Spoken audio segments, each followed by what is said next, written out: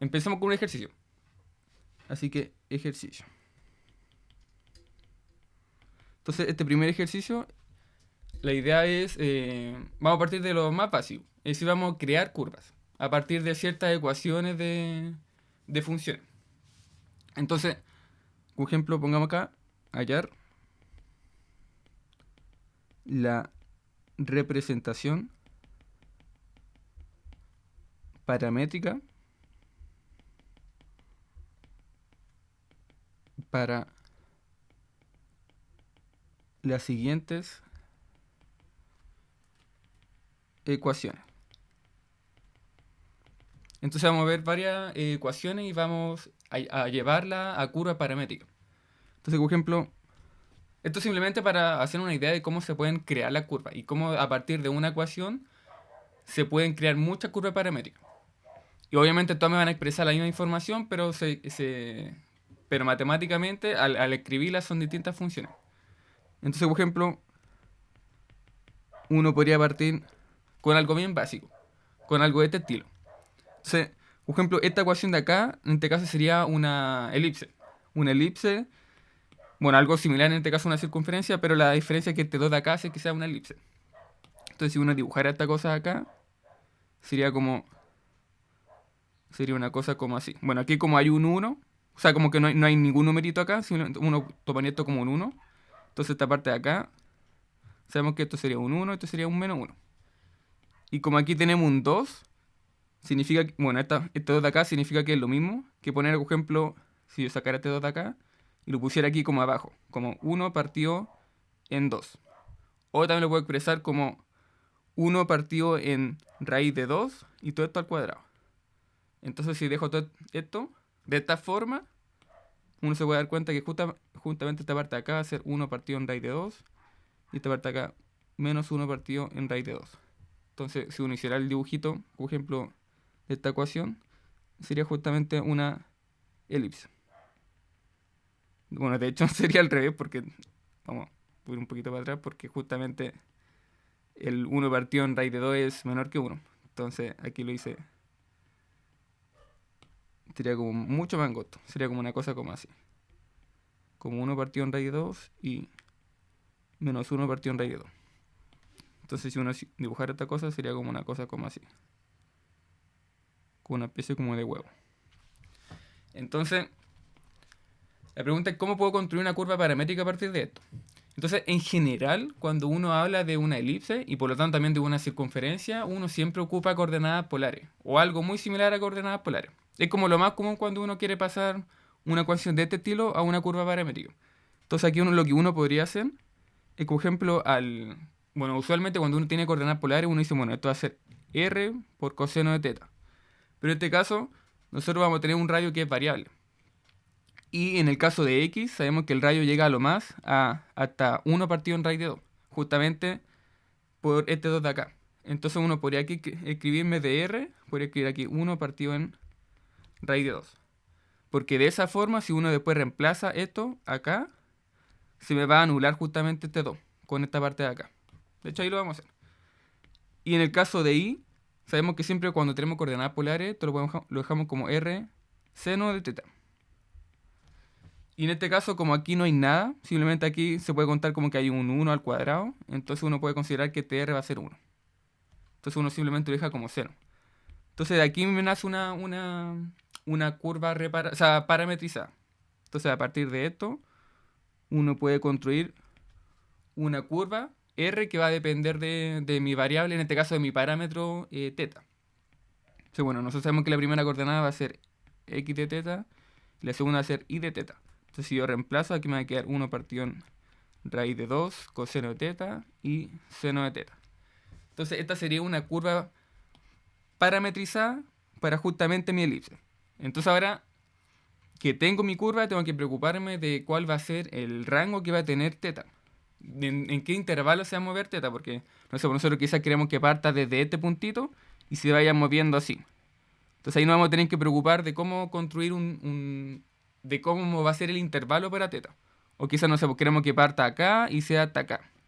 Entonces, en este caso, como tenemos esta ecuación de acá nos dice que tenemos todo este dibujito aquí.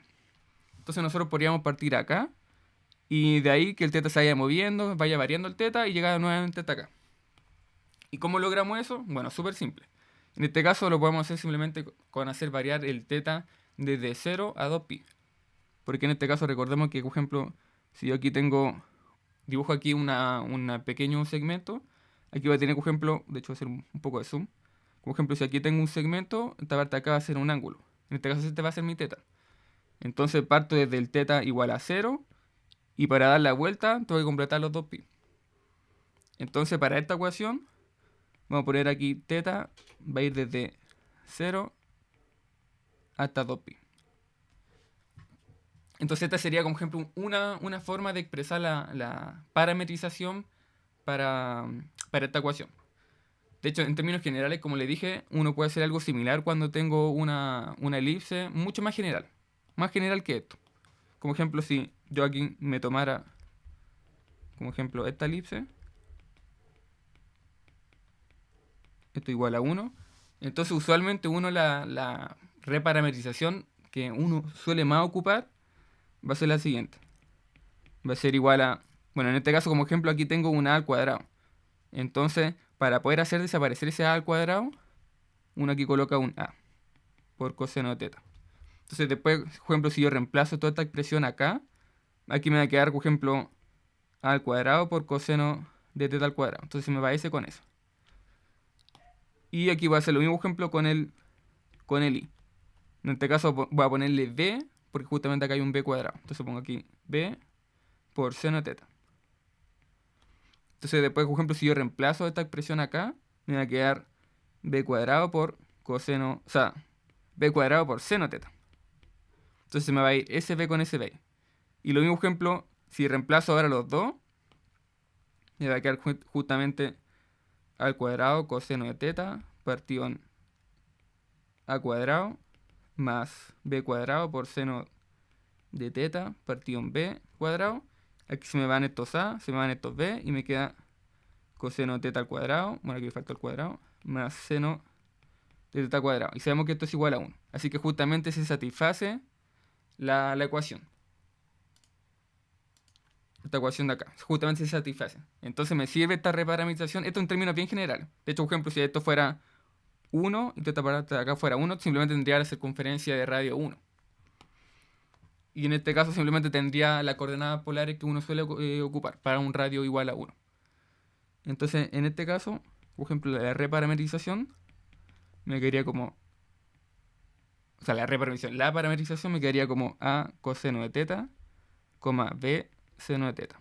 Como me estoy moviendo dentro de todos los ángulos, el ángulo va a ir desde 0 hasta 2pi.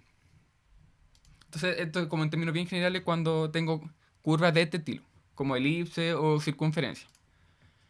Ahora también, usualmente, otra curva que uno podría tener que puede ser muy similar a esta, es cuando, por ejemplo, tengo una circunferencia que no está centrada o una elipse que no está centrada en el origen. Porque usualmente cuando uno siempre dibuja estas cositas, están todas centradas en el origen, están centradas en el 0, 0. Pero, por ejemplo, si no estuvieran centradas en el 0, 0, supongamos que esté por acá.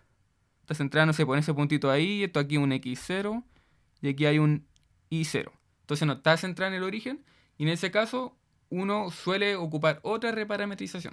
O sea, otra parametrización. Me da por decirle reparametrización. Entonces, por ejemplo, si yo tuviera x menos x0 al cuadrado más y menos y0 al cuadrado igual a un, no sé, un cierto radio r cuadrado, usualmente la parametrización que se ocupa es la siguiente. Entonces, por ejemplo, en este caso, yo quiero hacer desaparecer justamente esta parte de acá. ¿Cómo lo hago? Bueno, aquí le sumo un x0. En este caso, recordemos que este x0 va a ser el punto en el que se encuentra centrado. Este de acá y este de acá. Entonces, en este caso, por ejemplo, la parametrización que uno suele ocupar sería algo de este estilo. Entonces me quedaría x0 más r coseno. Porque de esta manera, por ejemplo, si yo reemplazo esta expresión acá, se me va a ir s con s y simplemente me va a quedar, si reemplazo acá me va a quedar r cuadrado coseno al cuadrado. Y lo mismo, por ejemplo, acá. uno igual suele ocupar algo de este estilo. Como que uno traslada en un cierto numerito justamente la coordenada polares. En este caso yo, por ejemplo, la traslado en ese numerito de ahí. Y en el caso de I, uno podría, por ejemplo, ocupar esta parametrización. Por ejemplo, I sub 0 más R seno de teta. Entonces, justamente si yo reemplazo esta cosa en la ecuación, se va a cumplir la ecuación de la circunferencia centrada en el x0, y0. Porque me va a quedar, en este caso me va a quedar x0 más r coseno de teta menos x0 al cuadrado más y0 más r seno cuadrado menos y0. Entonces me va s con s, se me va s con s, y me queda r cuadrado coseno al cuadrado más r seno cuadrado. Y esto justamente, si yo aquí factorizo el r, me queda aquí adentro coseno y seno. Y aquí nuevamente ocupamos que esa identidad es igual a 1, entonces me queda r cuadrado. Así que se satisface, al reemplazar se satisface justamente la ecuación de la circunferencia centrada en esos puntitos de ahí. Entonces es normal ocupar esta reparametrización cuando uno tiene algo que no está centrado en el origen. Entonces en este caso, la parametrización me quedaría como x0 más r coseno y el y0 más r seno. En este caso, como estamos hablando de una circunferencia, nuevamente aquí el ángulo debería moverse desde 0 hasta 2pi. Como les dije antes, si tuviera, por ejemplo, una circunferencia, por ejemplo, yo me encuentro acá, centrada en ese puntito, ahí tengo mi circunferencia. Como ejemplo, si no estoy viendo todo no sé, no me interesa recorrer toda la circunferencia, simplemente uno cierto ángulo, entonces uno va a tener que cambiar esta parte de acá. Por ejemplo, si solamente me interesa recorrer esa parte de ahí. Entonces, esto usualmente es lo que uno hace con circunferencia o con elipses. Entonces, ahora vamos con otra ecuación, que puede ser mucho más distinta a esta de acá. Entonces, por ejemplo, otra ecuación podría ser, pongamos aquí, no sé, 10 por xy igual a 1. En este caso, por ejemplo, esto, si de hecho uno aquí despeja el y, me queda 1 partido en 10x. Entonces, esta función, cuando uno la grafica en el plano xy, esta cosa es como una cosa así. Como que en el 0 se me va a infinito, cuando el x vale 0, y después cuando el x empieza a aumentar, el y también empieza a disminuir. Entonces, es como una cosa como así.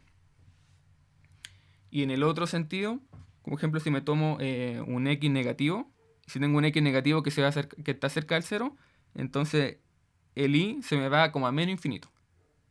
Entonces va a ser como una cosa como así. Entonces ahora, por ejemplo, uno podría estar interesado en encontrar una parametrización para justamente esta curva acá, o esta curva acá. Entonces, ¿qué es lo que uno haría? Bueno, aquí lo que uno podría hacer sería ese ejemplo, bueno, el x vamos a hacerlo variar con respecto a un parámetro t, y en este caso simplemente voy a elegir x igual a t. Entonces, de esta forma, el y de t me va a quedar como 1 partido en 10 t. Por ejemplo, aquí yo podría perfectamente poner, no sé, t al cuadrado. Yo podría elegir esa parametrización.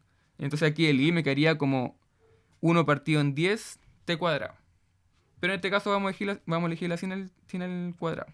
Entonces uno elige, por ejemplo, esa parametrización.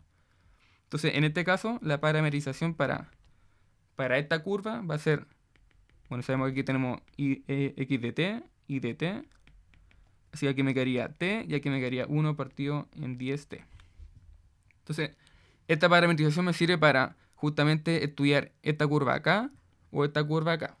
Todo va a depender del numerito que vaya, o sea, en el intervalo en el que se vaya moviendo justamente este parámetro t. Entonces, por ejemplo, si nosotros quisiéramos estudiar esta parte de acá, entonces uno podría decir, bueno, el t va a ir desde, como ejemplo, si yo quisiera estudiar justamente esa curva ahí, yo digo, bueno, el t va a ir desde 0 hasta infinito. Bueno, sin tomar el 0, porque si tomo el 0 se me indefine la coordenada ahí. Entonces voy desde el 0 sin tocar el 0 hasta el infinito. Entonces de esta forma, por ejemplo, sin tocar el 0, esta cosa parte como por acá y se empieza a mover. A medida que el t empieza a aumentar, entonces se va a ir recorriendo justamente esta curva de acá. Entonces, por ejemplo, voy a tener r de 1 igual a t, 1 partido en 10t con t desde 0 hasta infinito. Entonces, por ejemplo, esta r de 1 sería justamente esta curva acá. Y por ejemplo, si quisiera esta otra curva acá, r de 2, podría ser, en este caso va a ser la misma curva, pero el t va a ir desde el menos, o sea, va a ir desde el 0 hasta el menos infinito. Entonces, por ejemplo, va a partir aquí en el menos infinito, entonces se va a ir por acá. Se va a partir como acá y va a empezar a moverse. A ver, ¿es así o no? No, de hecho parte por acá. Parte por acá y se empieza a mover, así. En este sentido. Justamente porque, bueno, si tomo aquí el menos infinito, entonces aquí se me va a indefinir esta parte de acá y esta parte de acá se me va a hacer 0. Entonces por eso aquí parte por el x negativo. Entonces parte por ahí y se empieza a mover. Entonces, por ejemplo, esa sería una forma de parametrizar justamente esta función de acá. Entonces, otro ejemplo, que también suele ser como común. ¿Alguien tiene una duda? Dice, profe, y para invertir el sentido de la parametrización, ¿cómo se haría? Buena pregunta. Por ejemplo, si yo quisiera, ya, por ejemplo, en este caso, yo tengo esta parte que va así, ¿cierto? Entonces, nosotros tendríamos que hacer una reparametrización para cambiarle el sentido. Recordemos que, por ejemplo, si yo quiero invertir el sentido y hacerlo acá, entonces, por ejemplo, tengo que crear una nueva curva y crear una nueva función phi. Porque, no sé, por ejemplo, yo en este caso para esta cosa acá, ocupo justamente esta parametrización de acá. Entonces, si yo quiero construir una que va en este sentido, podría ocupar esta misma curva, pero componerla con respecto a una función phi que me cambie el sentido. Entonces, de hecho, voy a ir un poquito para atrás. Cuando habíamos visto esa materia, de hecho está por acá. Era un poquito más allá. Que de hecho habíamos construido una función phi, que era esta de acá. Entonces, por ejemplo, en esta materia, cuando yo le dije, bueno, tengo un ejemplo, una curva que se mueve desde acá y llega hasta acá. Entonces, decía, bueno, puedo ahora, a partir de esta curva, R, construyo una nueva curva que va a ir en el sentido contrario. Es decir, va a ir en este sentido. ¿Y cómo hacía eso? Bueno, construyendo justamente una función phi. Entonces, puedo construir esta función phi de acá. Entonces, en este caso, por ejemplo, voy a volver al ejercicio. Entonces, la función phi que me quedaría sería, de hecho era con a más b, sí creo, espérate. Que siempre se me olvida esto. Sí, a más b, sí está bien. Entonces, como ejemplo, si yo quisiera aquí invertir el sentido, por ejemplo, si yo quisiera invertir el sentido de esto, voy a construir una nueva curva, pongámoslo aquí r de 3, que va a ser r de 2 compuesta justamente con esa nueva reparametrización. Entonces, esta parametrización de acá generalmente se construye con el punto inicial y con el punto final.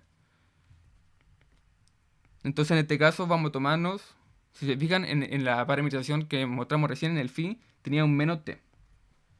Entonces, si yo le cambio en este caso el menos, debería poder obtener justamente como el sentido contrario de la curva. Entonces aquí me quedaría como ejemplo r de 2 en menos t. Así me quedaría aquí menos t y 1 partido en 10 a la t. Bueno, menos 1 partido en 10 a la t.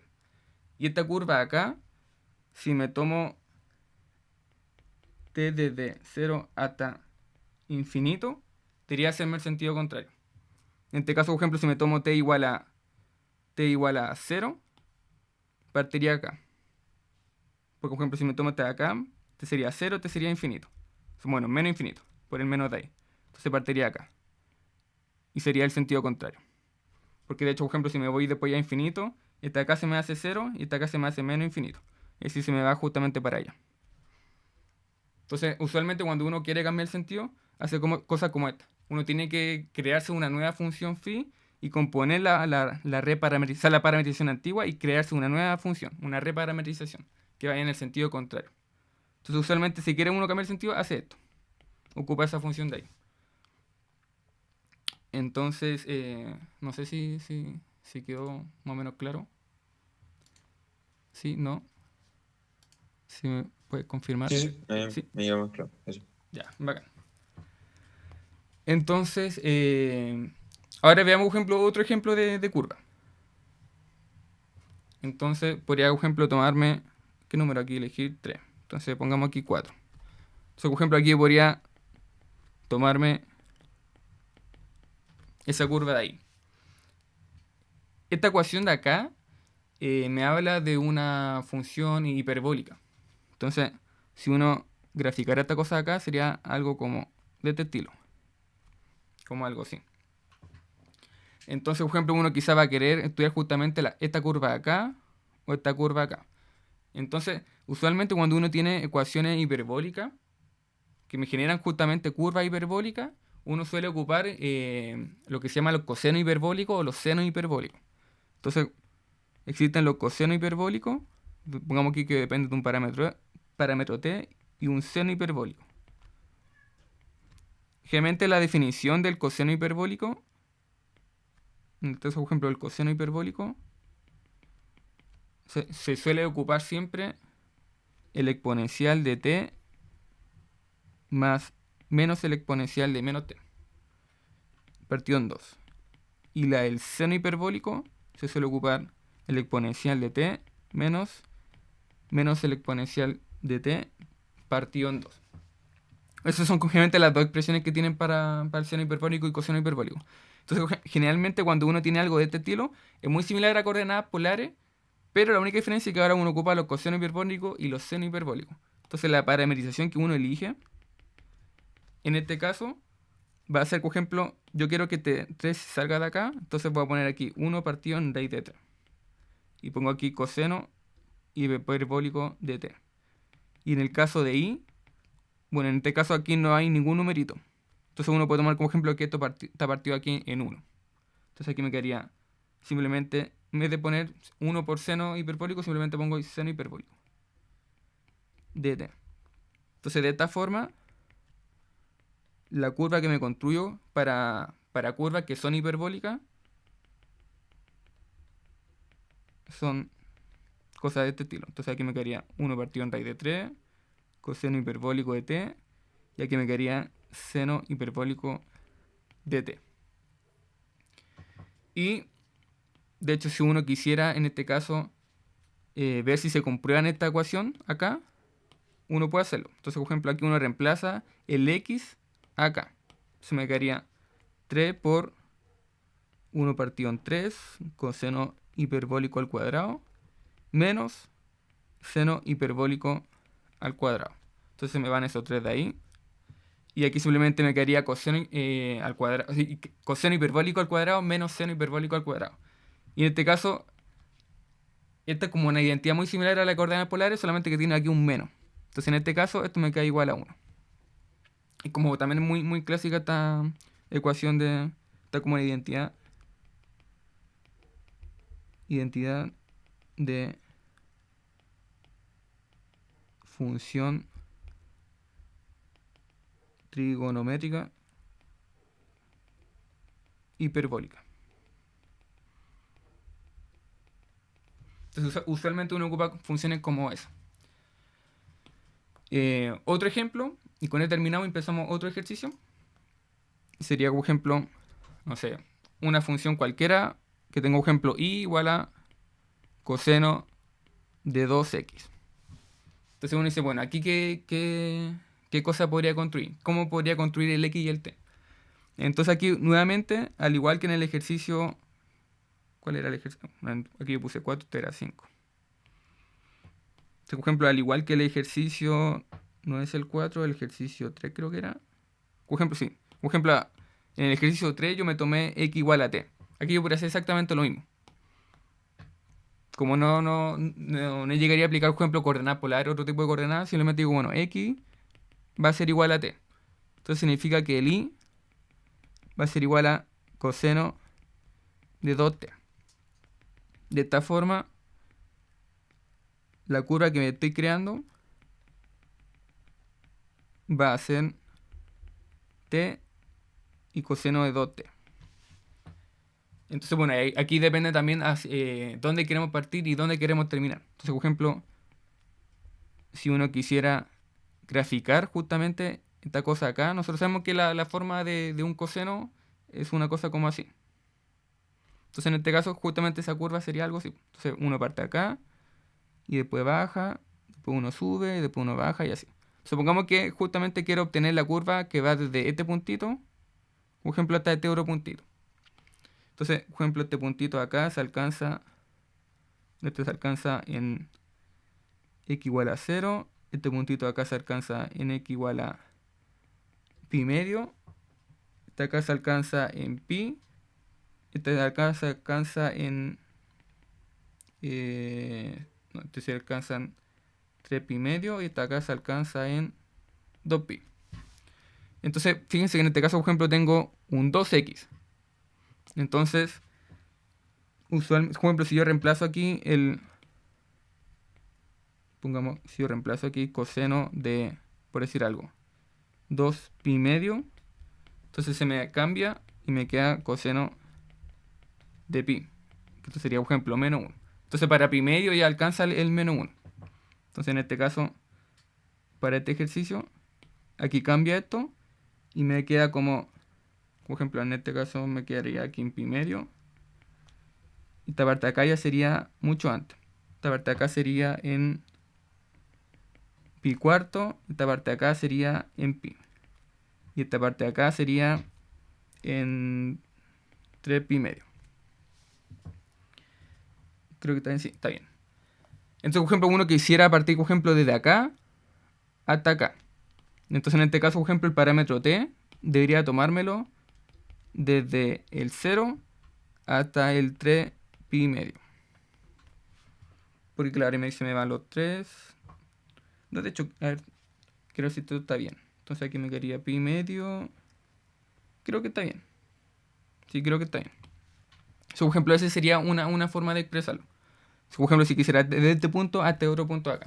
Ahora, por ejemplo, si quisiera desde este otro punto a este punto acá, entonces uno tendría que cambiar justamente el intervalo en el que se mueve el t. Entonces, usualmente siempre se comportan así las reparamerizaciones. O uno reemplaza aquí el t, y entonces el IVA me va a quedar de esta forma, o no sé, voy a tener que ocupar coordenadas polares, o ocupo, no sé, otro tipo de coordenadas, en este caso, por ejemplo, coordenada hiperbólica, o qué sé yo. Ahí uno tiene que ir viendo el ejemplo y viendo cómo se comporta todo esto. Entonces, vamos ahora a un ejemplo sobre, en este caso, bueno, más que un ejemplo, va a ser un ejercicio sobre, por ejemplo, dos superficies que se intersectan y en esa intersección se crea una curva. Entonces, ahí, de esa curva que se crea, voy a tener que crear una reparametrización. Entonces, ahí hacemos todos los cálculos que haya que hacer de ese ejercicio. Entonces, vamos a la otra página. Entonces, pongamos aquí ejercicio 2. Entonces, pongamos aquí. Dada una curva gamma obtenida de la intersección del plano z igual a i más 3 y del cilindro x al cuadrado más 2 y al cuadrado igual a 1, encontrar una parametrización y calcular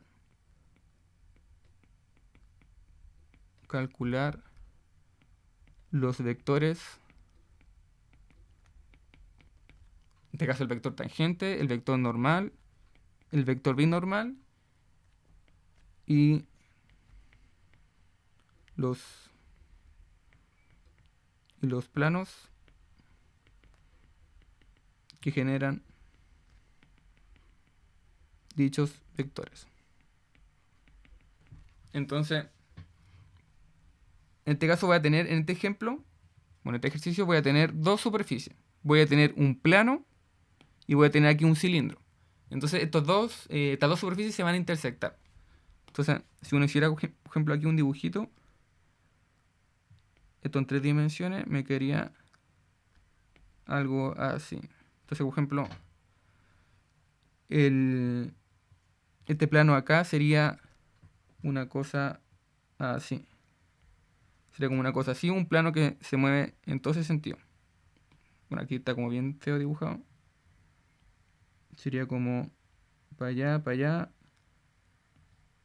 Sería como un plano como así. Y por otro lado tengo un cilindro, que en este caso este cilindro viene dado por esta ecuación de la elipse. Entonces está centrado justamente en el cero y va a ser como una cosa como así. Entonces aquí va a ser un cilindro que se mueve hacia arriba y hacia abajo. Entonces en este caso se va a intersectar este cilindro de acá con este plano. Se va a intersectar como una cosa como así. O sea, sería como la intersección. Entonces, si uno intersecta esta cosa acá, el plano con el cilindro debería darme como una cosa como así. Entonces de aquí tengo justamente una curva. Una curva, en este caso va a ser mi curva gamma. Entonces quiero ahora reparametrizar justamente esta intersección. Entonces la pregunta es, ¿cómo hago eso? Entonces uno va a tener que tomar, en este caso, las dos ecuaciones. Uno va a tener que tomar la ecuación z igual a i más 3. Y va a tomar la otra ecuación que va a ser x al cuadrado y 2i cuadrado igual a 1. Entonces, en este caso, la reparametrización que uno va a construir, o sea, la parametrización que uno va a construir, tiene que tener 3 coordenadas, porque nos encontramos en un espacio de 3 dimensiones. Nos encontramos en un espacio con x, con y con z. Entonces, justamente se está moviendo en esas 3 componentes. Así que tengo una componente en x, una componente en y otra componente en z. Entonces la pregunta es, bueno, ¿cómo puedo, como les dije, uno siempre puede construirse muchas parametrizaciones?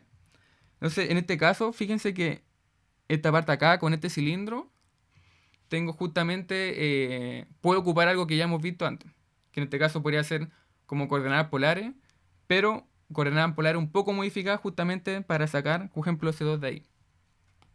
Y podríamos ocupar esa coordenada y de ahí justamente obtener también una parametrización para Z. Entonces, por ejemplo, si tomamos el cilindro, yo podría decir, bueno, el X va a tener la siguiente forma. El X va a ser igual a coseno de t. Porque, bueno, aquí simplemente pongo coseno de t porque no hay ningún numerito acá adicional. Y en este caso el i de t lo podría dejar como seno de t. Y aquí con 1 partido en raíz de 2. ¿Y por qué pongo este 1 partido en raíz de 2? Bueno, para que justamente se me vaya este 2 cuando yo reemplazo. Entonces justamente si yo reemplazo estas dos cosas acá, se satisface la ecuación del cilindro. Bueno, esta sería la ecuación de la elipse, pero como esto nos encontramos en 3 dimensiones, el z no varía acá, por eso es que se comporta como un cilindro. Y como estoy ocupando esta parametrización en i, uno podría reemplazar esto acá.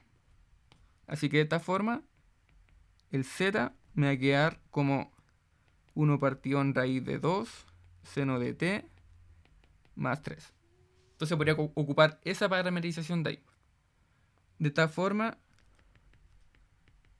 mi curva parametrizada me quedaría como coseno de t, 1 partido en raíz de 2 seno de t y 1 partido en raíz de 2 seno de t más 3. Entonces esta curva parametrizada me sirve justamente para recorrer toda esta parte de acá rojita. Y como me estoy moviendo, como la intersección es justamente, sería toda esta curva acá, en este caso el parámetro t, como estoy ocupando coordenadas polares, en este caso el parámetro t va a ser justamente como ese ángulo de ahí. Esto acá sería como t. Entonces, de hecho aquí pueden ponerlo como con un colorcito. Como estamos ocupando coordenadas polares, ese ángulo de ahí sería t. Entonces, fíjense que, por ejemplo, si me encuentro aquí en un inicio y empiezo a mover el t, se va a mover el t, se va a mover y va a ir, no sé, va a llegar, por ejemplo, hasta acá, por ejemplo, hasta acá y va a ser pi medio. Va a llegar, por ejemplo, hasta acá, va a ser pi. Va a llegar hasta acá, va a ser 3 pi medio. Y llegar hasta acá va a ser 2 pi. Entonces, para recorrer justamente todo, se va a ir desde 0 hasta 2 pi. porque al final justamente estoy ocupando coordenadas polares. Entonces por eso es que uno sabe que se va a mover desde 0 hasta 2pi. Entonces en este caso, el t va a ir desde 0 hasta 2pi. Entonces ahora tengo una curva parametrizada para justamente esa intersección de esas dos superficies. Ahora también me están pidiendo los vectores que vienen acompañando a esa curva. Recordemos que cuando habíamos visto estos vectores tangentes, normal y binormal, yo le había dicho que, por ejemplo, en cualquier puntito de la curva existía un vector tangente, t, podemos aquí dibujarlo. Por ejemplo, existe un vector, o sea, si me tomo ese puntito aquí, va a existir un vector tangente que va a depender del parámetro t, va a existir un vector normal que va a ser perpendicular a t. Pongamos aquí n de t. Y va a tener otro vector que va a ser el binormal. Pongamos aquí b de t, que también va a ser perpendicular a los dos. De esta forma obtendría justamente tres vectores. Entonces ahora calculemos esos vectores de ahí. Entonces el primer vector, que es el vector tangente. Recordemos que el vector tangente se define como la derivada de la curva R y en este caso va a estar normalizado. Así que también ponemos aquí la norma justamente de esa derivada. Así que si nosotros aquí derivamos t primero, nos quedaría aquí menos seno de t. Entonces menos seno de t. La parte acá nos quedaría raíz de 2 coseno de t. Y aquí sería lo mismo, porque justamente ese 3 de acá desaparece porque es una constante. Entonces me queda aquí coseno de t. Ahora, por ejemplo, si yo saco la norma, me va a quedar la raíz de eta al cuadrado más eta al cuadrado más eta al cuadrado. Así que va a ser seno al cuadrado de t más coseno cuadrado de t partido en 2 y más coseno de t partido en 2. Así que si me suman estos dos de acá, simplemente me queda como coseno de t al cuadrado. Y de esta forma aquí me quedaría como seno al cuadrado de t más coseno cuadrado de t. Y esto sabemos que es 1, así que simplemente me queda 1. Así que en este caso la norma es unitaria. Así que simplemente me va a quedar, voy a ir a la otra página. Entonces simplemente me va a quedar que el vector tangente va a ser r de t. Bueno, partió en 1, pero el 1 no lo colocamos. Entonces en este caso, el vector tangente que depende de t va a ser coseno de t. ¿Cuánto era? No, me equivoqué acá. Era menos seno de t, coseno de t, partido en raíz de 2. Y también acá lo mismo. Como que coseno de t, partido en raíz de 2. Ahora, el vector normal, sabemos que es la derivada del vector tangente partido en la norma justamente del vector tangente. Entonces, en el caso del vector normal, me queda esta derivada partido en la norma de este vector. Así que ahora saquemos la derivada justamente de este vector tangente. O sea, aquí nos quedaría menos coseno de t. Nos quedaría aquí, por esta parte de acá, menos seno de t partido en raíz de 2. Y aquí nos quedaría seno de t menos seno de t partido en raíz de 2. Así que, bueno, aquí si uno hace la norma, nuevamente va a dar norma igual a 1. Entonces, aquí me quedaría esto igual a 1. Si uno hiciera el cálculo. Porque me quedaría este al cuadrado y este al cuadrado. Entonces estos dos de acá después se suman y me queda nuevamente la misma identidad. Me queda coseno al cuadrado más seno cuadrado. Y eso sabemos que es igual a 1. Así que en el caso del vector normal va a ser menos coseno de t menos seno de t partido en raíz de 2 y menos seno de t partido en raíz de 2. Y nos quedaría el vector binormal. Entonces el vector binormal, yo le había dado dos fórmulas. Una cuando tengo una curva reparametrizada por longitud de arco y otra fórmula cuando tengo una curva que no necesariamente está reparametrizada por longitud de arco. Entonces en este caso no hemos comprobado si está reparametrizada por longitud de arco. Así que vamos a ocupar la fórmula la más clásica. Que en este caso era la derivada de la curva R, aquí con el producto cruz de la segunda derivada de esa misma curva R. Y esto normalizado. Entonces ahora saquemos la derivada de justamente la curva, la doble derivada de la curva R, que en este caso la habíamos sacado, que era justamente el vector normal. ¿Y por qué? Porque recordemos que el t va a ser R', es decir, va a ser la primera derivada. Y aquí el vector normal justamente tiene la derivada del vector tangente. Y esta de acá va a ser 1. Entonces solamente tenemos esa parte de ahí. Y la derivada del vector tangente va a ser justamente derivar esto nuevamente. Así que solo en este ejercicio se da que esto va a ser igual al vector normal. Porque tiene la derivada del vector tangente. O sea que nos quedaría como menos coseno de t partido menos seno de t con raíz y menos seno de t. También en raíz aquí el 2. Entonces ahora tendría que sacar el producto cruz de esta curva acá con esta curva acá. Entonces recordemos cómo se saca un producto cruz. Entonces el producto cruz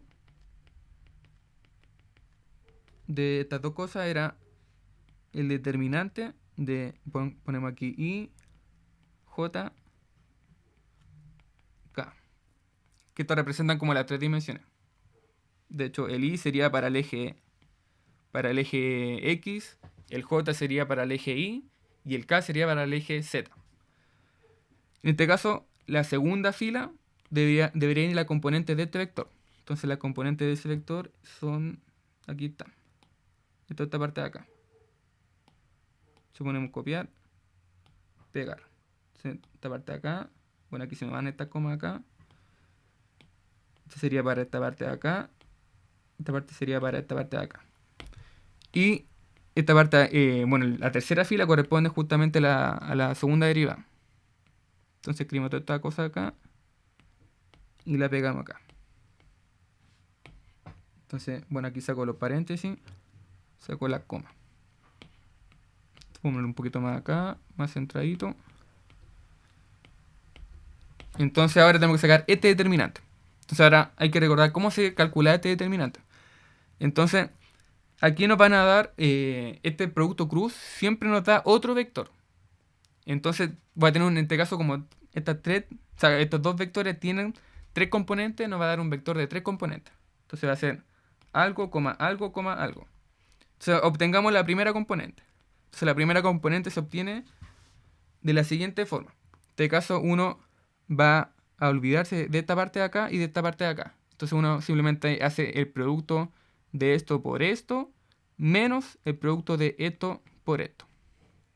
Entonces nos quedaría, si hago ese producto de acá, me quedaría coseno de t, seno de t, con un menos, porque hay un menos acá, partido en 2. Y esta parte de acá sería menos esta parte de acá por esta parte de acá. Entonces como hay un menos aquí, me queda positivo. Entonces me queda coseno de t, seno de t, partido en 2. Entonces sería la primera componente. De hecho, vamos a escribirle a la otra página porque no me va a alcanzar. Entonces, copiar. Vamos a la otra página. Entonces aquí me quedaría... Bueno, esa sería, como dije, la primera componente. Y se dan cuenta que, bueno, estos dos de acá se me van a anular. O sea, aquí me va a quedar la primera componente igual a 0. Ahora, la segunda componente sería... Me olvido de esto acá, me olvido de esto acá. Entonces sería el producto con un signo negativo, siempre. Esta parte de acá, por esta parte de acá. Y luego esta parte de acá, con esta parte de acá. Entonces la segunda componente, como le dije, se pone un signo negativo al principio. Y se calcula eso por eso. O sea, aquí me quedaría seno cuadrado partido en raíz de 2. Fíjense que como aquí tengo los dos con signo negativo, así que me queda signo positivo. Y ahora me quedaría esta parte de acá por esta parte de acá, pero con un signo menos. Entonces me queda menos, pero como ya tengo un signo menos acá, me queda más. Se me quedaría coseno de t al cuadrado partido en raíz de 2. Coma. Ahora tengo que encargarme de la tercera componente. Entonces me olvido de este y me olvido de este. Y hago la multiplicación de s por s y de S por S. Entonces aquí me quedaría seno al cuadrado. Me va a quedar de hecho igual que la otra componente. Seno al cuadrado por seno cuadrado. Y como lo tiene signo negativo me queda positivo. Y menos este por este. Pero acá tiene un signo negativo, así que me va a quedar aquí positivo. Se me va a quedar coseno de t al cuadrado partido en raíz de 2. Así que, bueno, esta parte de acá sabemos que es 1 partido en raíz de 2. Y esta parte de acá sabemos que es 1 partido en raíz de 2. Así que me queda que el vector binormal va a ser 0, menos 1 partido en raíz de 2. Menos porque hay un menos acá. Y 1 partido en raíz de 2. Así que, de hecho, escribámoslo aquí. Entonces el binormal va a ser un vector constante. Es decir, no va a depender del parámetro t. Porque recordemos que depende de un parámetro t, pero aquí no hay ningún t. Así que va a ser un vector constante. Entonces ahí obtendríamos justamente los tres vectores. Obtendríamos el vector normal, el tangente y el binormal. Y estos van a ser los vectores para cualquier punto dentro de mi curva. Es decir, cuando, por ejemplo, yo hice el dibujito acá. Por ejemplo, yo hice aquí un dibujito. Entonces dije que la curva iba a ser como una cosa como así. Entonces, en cualquier puntito, yo le dije que iba a tener el vector tangente, el normal y el binormal. Entonces, estos tres vectores que calculé son para cualquier punto dentro de esta curva. Entonces, para este ejemplo de este otro puntito, voy a tener exactamente todos esos vectores que calculé. Para este otro puntito acá, lo mismo. Entonces, me va a funcionar para todo. En este caso, como le dije, el vector binormal siempre va a ser constante. Porque de hecho, en el caso del binormal siempre va a ser como... Bueno, en este caso, yo le dije que esta curva iba a ser como la intersección de un plano con un cilindro. Entonces, toda esta parte de acá corresponde al plano. Entonces, esto siempre, siempre esta parte de acá va a ser justamente plana. Y eso lleva a que el binormal siempre está apuntando en el mismo sentido. Entonces, por eso que el binormal siempre va a ser así. Como en otras palabras. Como que siempre va a ser normal a ese plano. Entonces, siempre como que va a ser el vector binormal. Por eso que es constante, porque siempre va a estar apuntando así. En cambio, el normal y el binormal, o sea, el normal y el tangente van a ir cambiando, porque dependen de t. Entonces, por ejemplo, claro, no se pone, el vector tangente aquí apunta hacia allá, pero por ejemplo, el vector tangente en esta parte de acá apunta, no sé, hacia allá. Entonces va a ir cambiando con respecto al parámetro t. ¿Y qué otra cosa nos pedía el ejercicio? Nos pedían obtener los planos que generan dichos vectores. Entonces, uno para poder obtener, por ejemplo, los planos que generan todos estos vectores de acá, hay que recordar un poco la materia de plano tangente. Cuando nosotros creamos el plano tangente, vamos a hacer la misma construcción acá. Entonces hay que recordar justamente cómo hicimos eso ahí. Entonces, como les dije, voy a tener tres vectores. Voy a tener un vector tangente, voy a tener un vector normal y voy a tener un vector binormal. Si por ejemplo quisiera, no sé, el ejercicio me pide obtener el plano que genera el vector tangente con el vector normal. Entonces ahí eso genera justamente un plano. O quizá, no sé, el vector, o sea, el plano que genera el vector normal con el vector binormal. Entonces sería todo ese plano de ahí. O no sé, en este caso el vector tangente con el binormal. Entonces sería todo ese plano que me va a generar. Entonces, como le dije, hay que recordar la materia del plano tangente. Entonces, ¿cómo obtenía una ecuación para un plano? Entonces, es súper sencillo. Es súper sencillo porque hay que recordar que, como ejemplo, vamos a poner este dibujito acá. Por ejemplo, si yo quisiera obtener, no sé, pues tengo aquí un plano. Yo quiero obtener la ecuación de este plano. Entonces, por ejemplo, lo que hago yo va a ser tomar un puntito acá, que vamos a llamarle, por ejemplo, x0, y0, z0. Y tomo otro puntito acá, x, y, z. Entonces la recta de estos dos vectores va a ser una cosa así. Entonces te va a ser, por ejemplo, la recta de x, y, z con x de 0, y 0, z, 0. Entonces, por ejemplo, cuando nosotros obtuvimos el plano tangente, nosotros dijimos, bueno, para obtenerlo vamos a hacer el producto interno de este vector de acá con el vector normal al plano. Entonces nosotros sabemos que esto tiene que ser perpendicular. Entonces el producto interno de eso tiene que ser 0. Entonces, uno obtenía, en el caso, por ejemplo, en el plano tangente, uno obtenía el vector normal a ese plano. Entonces, en este caso, el vector normal era como un gradiente de una función f. Y obtenía justamente uno esta recta, que esta recta corresponde a ese vector rojito que escribe ahí. Y tendría aquí el producto interno de esto con ese vector normal. Y esto vamos a decir que es igual a 0. Entonces de aquí obtenía justamente la ecuación de en este caso del plano tangente. Entonces uno puede construir con esta misma idea cualquier plano que a uno se le ocurra. Que en este caso, por ejemplo, yo le dije que puedo tener ese plano de ahí, o ese plano de acá, o este otro plano de acá. Entonces hagamos lo mismo, por ejemplo, con el plano que genera t con n. Entonces veamos cuál es el plano que genera. De hecho, como queda poquito tiempo, vamos a ver al menos un plano. Después seguimos mañana con este mismo ejercicio y con otro. Entonces, veamos cuál es el plano que genera el vector tangente con el vector normal.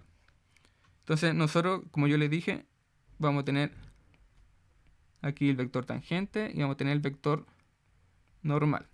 Así que cualquier puntito de acá, por ejemplo, si me tomo ese puntito ahí, debería ser, de hecho, voy a poner aquí, por ejemplo, si me tomo aquí este puntito que pertenece al plano, este puntito acá debería ser siempre perpendicular al vector binormal. Entonces así uno se va a poder construir justamente el plano tangente, o sea, el plano tangente, el plano que generan estos dos vectores. Vamos a estudiarlo de acuerdo al vector binormal. Vamos a decir, bueno, vamos a ver todos los puntitos tales que sean perpendiculares al binormal. Entonces uno se va a tomar justamente el producto interno de un punto x, y, z. Que, pongamos que el x, y, z se va a encontrar. Pongamos que se encuentra acá. Entonces x, y, z. Se va a hacer ese ahí. Vamos a tener otro puntito acá, que va a ser, por ejemplo, este de acá, que va a ser x0, y0, z0. Que va a ser como el origen justamente de este espacio.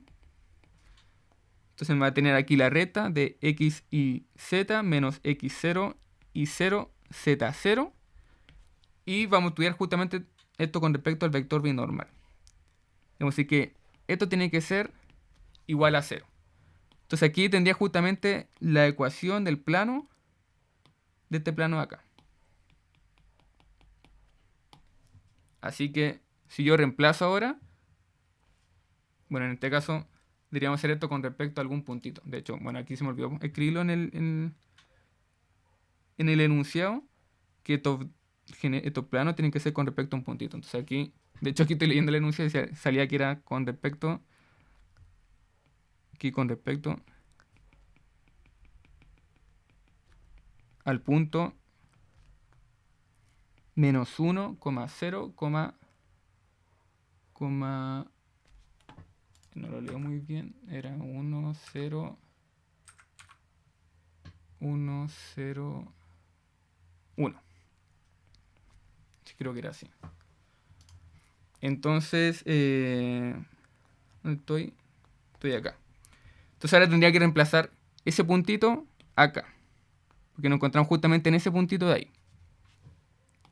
Así que aquí me quedaría x y z menos, ¿cuál era el punto? Era, de hecho era un de nuevo para atrás, era, que se me pierde, era menos 1, 0, menos 1, 0 y, de hecho era 3, no era, esto aquí era 3. Ahí sí. Entonces sería ese puntito y me quería el vector binormal. El vector binormal era 0,1 partido en raíz de 2 y 1 partido en raíz de 2. Igual a 0. Entonces, si yo aquí hago la recta, me va a quedar x menos 1, me va a quedar y me va a quedar z menos 3. Y aquí me quedaría 0 menos 1 partido en raíz de 2 y 1 partido en raíz de 2. Igual a 0. Entonces si hago S con S, después S con S y después S con S. Entonces si hago el primero, me va a quedar 0, porque hay un 0 acá. Después me quedaría el segundo. Entonces me quedaría aquí I partido en raíz de 2. Y me quedaría S con S, que sería Z menos 3 partido en raíz de 2. Igual a 0. Entonces esta sería la ecuación del plano que me genera justamente el vector tangente con el vector normal. Entonces, esta es la ecuación del plano que me genera el vector tangente con el vector normal. Porque justamente va a ser el plano que va a ser perpendicular al plano, al vector binormal. Entonces, bueno, ahora estamos pasado el tiempo, entonces mañana vamos a calcular los otros dos planos. Vamos a hacer lo mismo, pero para el plano T y N y para el plano N y B. Vamos a tener justamente las ecuaciones de esos dos planos que quedan. Y de ahí vamos a ver otro ejemplo que va a ser de multiplicadores de Lagrange y otro ejemplo que también tengo que va a ser de integrales múltiples. Y de hecho también tengo otro de integrales de línea, que va a ser con campo conservativo. Entonces le voy a ir abarcando distintos temas. Entonces, eso en principio. Así que si no hay dudas, lo dejaríamos hasta acá. Entonces, ¿hay dudas? ¿Quedó también? Ya, todo bien, ya bacán. Entonces eso, mañana seguiríamos con más ejercicio, más ejemplo y bueno, si tienen dudas pues me escriben por correo o cualquier cosa. Ah, y para terminar, Profe, ¿sí? ¿Sí? una consulta. ¿Sí? En caso de, por ejemplo, en ese mismo ejercicio para construir el plano, ¿Sí? en caso, por ejemplo, si habría que construir el plano de binormal con el normal, ¿Claro? habría que usar el producto interno, habría que usar el plano tangente, o sea, el Sí, vector tangente. sí, sí, Ah, ya. exactamente lo Ya, mismo. ya, Claro, por ejemplo, claro, si quiero S con S, entonces aquí pongo el T. Por ejemplo, si quiero S con ya, S, aquí voy a poner el N. Entonces no va a cambiar mucho. Pero ahí lo vamos a ya. ver bien mañana seguimos para que lo veamos bien.